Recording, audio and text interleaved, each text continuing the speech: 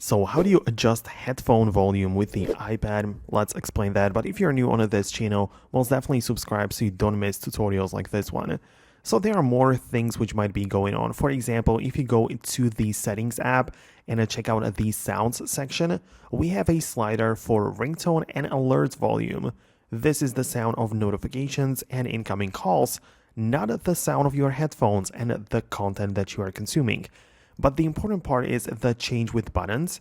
If you have that turned on, it just means that whenever you happen to be on the lock screen or home screen, you are pressing the buttons, the physical ones on the iPad, but it only adjusts the ringer, not the content volume. So if you want to do that, just turn it off and then the buttons will serve a different purpose.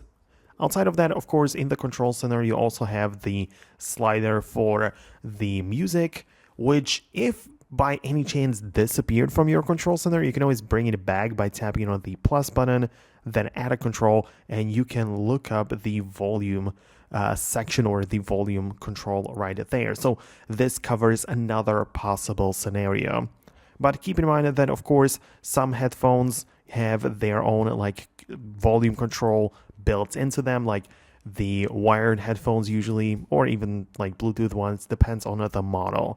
Also, one more thing, keep in mind that as we are in the control center as well, if you have more headphones connected to the same iPad at the same time, you can hold down on the music slider and there will be more sliders which you can control individual like headphones, right? So if you have like 2 or 3 pairs of AirPods connected to one iPad, you'll be able to adjust the volume for those individual AirPods. So I hope it makes sense. I just try to cover as many things and scenarios as possible.